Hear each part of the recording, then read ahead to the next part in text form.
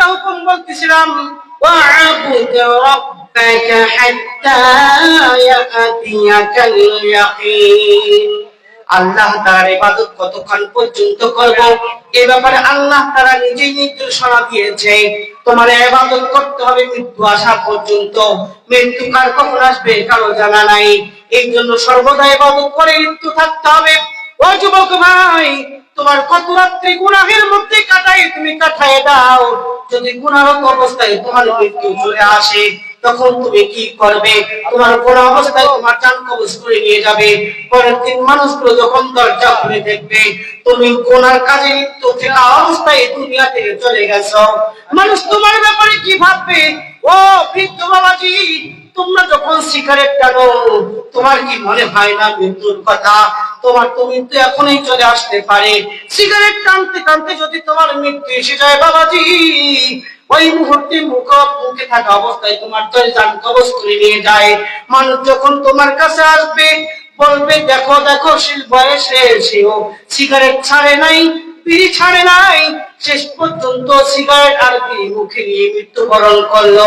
দুনিয়ার বুকে মানুষ তোমারে ভালো কইব না, আল্লাহ তো দূরের কথা, দুনিয়ার মানুষ তারে ভালো বলে না, আল্লাহ তাআলা তারে কেমনে ভালো বলতে পারে?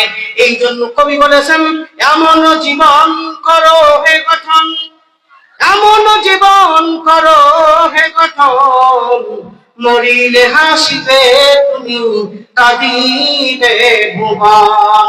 যখন তুমি এসেছিলে ভাবে, কেঁদেছিলে তুমি, হেসেছিল সবে, এমন জীবন করো হে গঠন, মরিলে হাসিবে তুমি, কাঁদিবে ভুবন।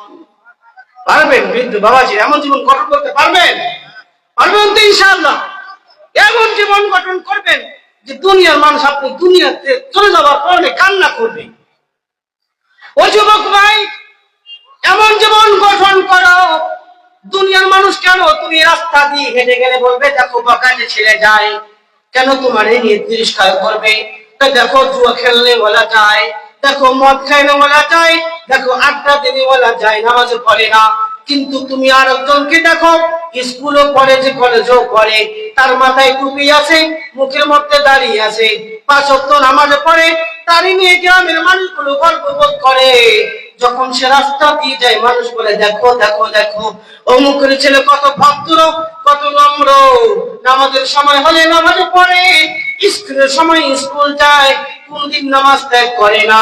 মানুষ তারই নিয়ে গর্ব করে। যুবক কেন কেন? ওই যুবক তো রক্ত মাংসের মানুষ, ওই যুবক তো নিজের বাবার হোটেলে খেয়ে স্কুল কলেজ পড়ে, তুমিও স্কুল কলেজ পড়ো, তোমারও তোমার বাবা পালে, তারও তার বাবাই পালে। সে যদি নামাজ পড়তে পারে, ও যুবক তুমি কেন নামাজ পড়তে পারো না? তুমি কেন দাড়ি রাখতে পারো না? ওই যুবক যদি দুনিয়ার সমস্ত লজ্জা শরমকে বাদ দিয়ে আল্লাহকে খুশি করার জন্য, নবীকে খুশি করার জন্য দাড়ি রাখতে পারে, নামাজ পড়তে পারে, ও যুবক তুমি কেন পারো না?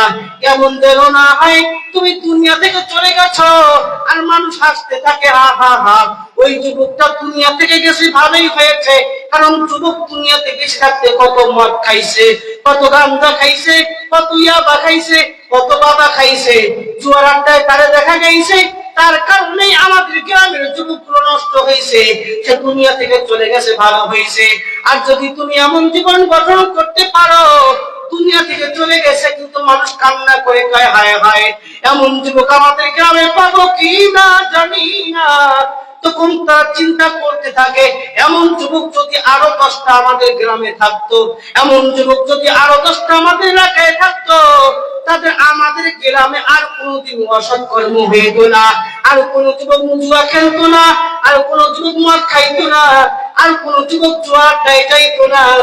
এই বলে তারা কান্না করবে আর তোমার জন্য আজীবন দোয়া করতেই থাকবে। এখান থেকে তোমার জন্য দোয়া করবে আর আল্লাহ তাআলা তোমার নামে আল্লাহ তাবারক ওয়া তাআলা জান্নাতের ফয়সালা করে তোমার জান্নাত দিয়া দিবে।